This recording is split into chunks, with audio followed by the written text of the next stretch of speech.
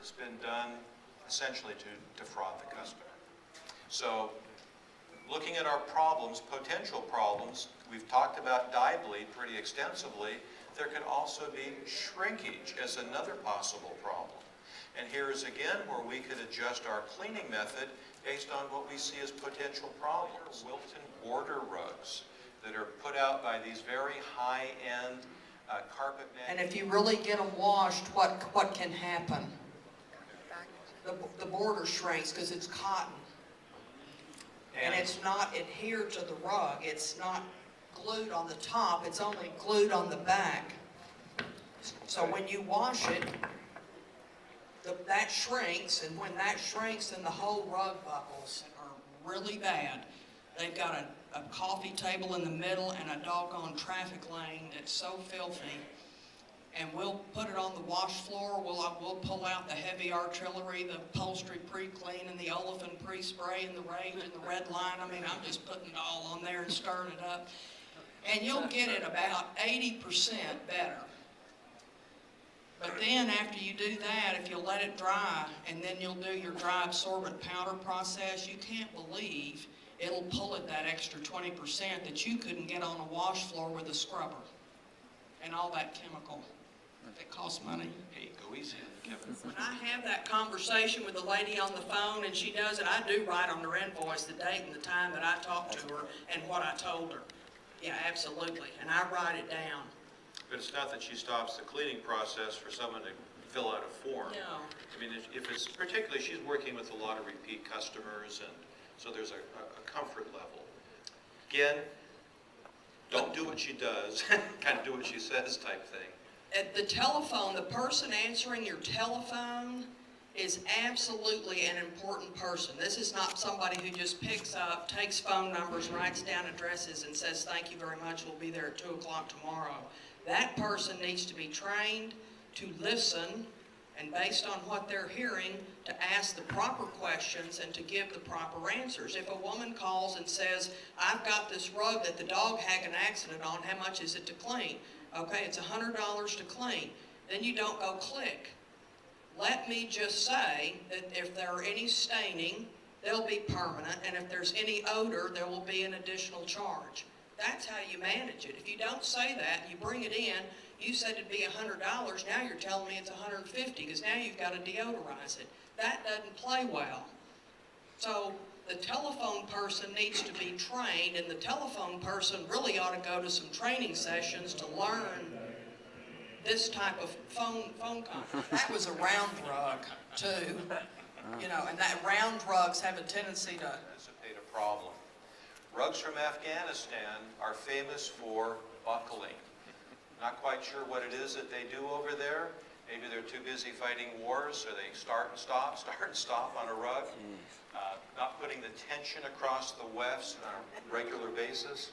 And I think they don't pre-shrink all of the foundation. This rug came in for cleaning, and you could see already it had begun to pucker at the end. And so again, these are things we note on the front end and say, if we wash this, it's going to look like a potato chip when we're through. And we can't fix it. We kind of touched on this a little bit before with these different fibers, the rayon, the viscose, the bamboo, the soy, the aloe, the art silk, the artificial silk, which is rayon.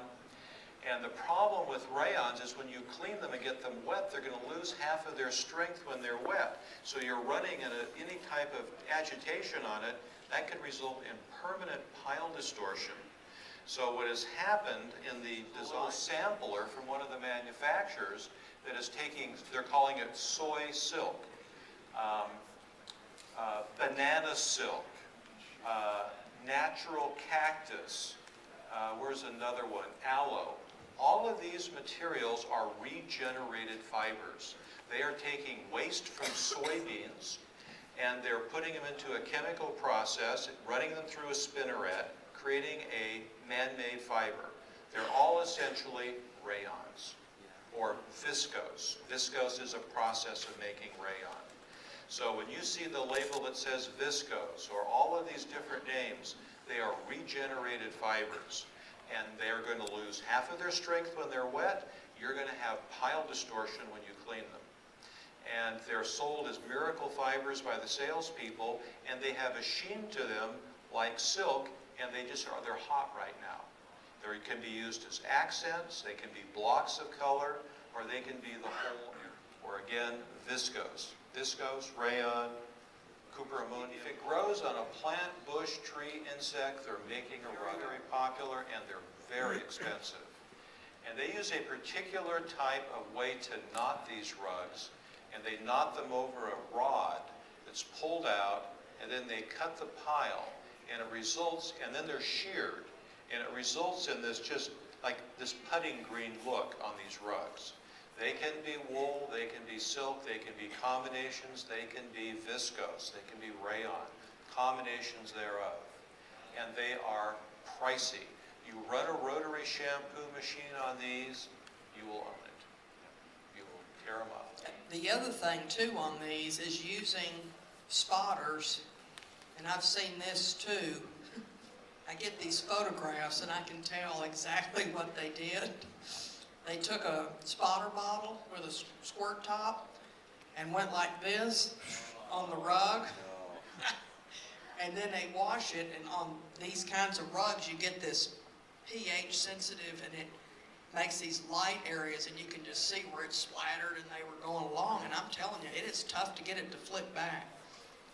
I've seen some recently so be careful with different qualities of silk out there, different qualities of workmanship, and look at the pile distortion in that. I don't know if everybody can see way over in the far ends of the room. It's invasive and aggressive in my cleaning, because a lot of times they buy these silk rugs and put them in the entry where they can wipe their feet on, and they come in and they're filthy. Another example of another Chinese silk rug. That's an antique finished Chinese.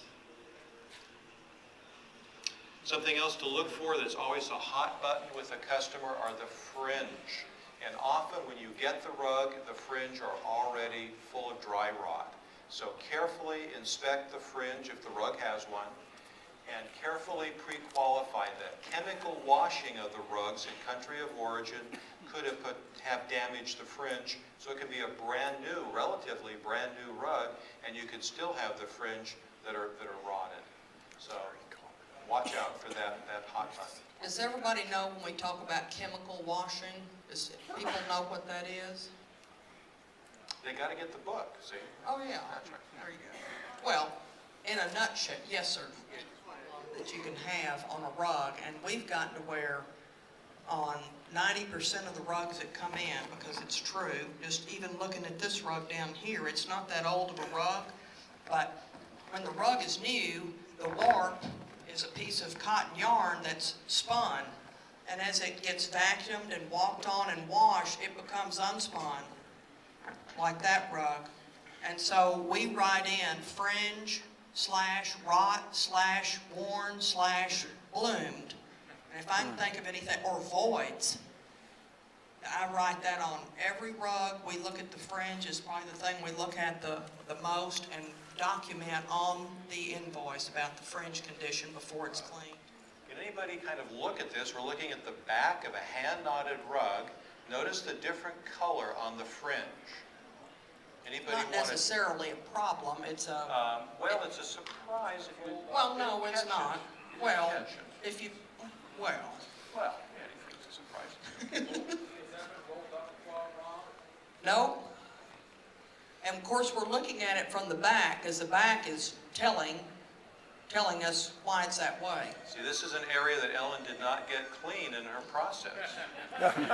She didn't get the fringe bleached out because she's not getting that fringe bleached.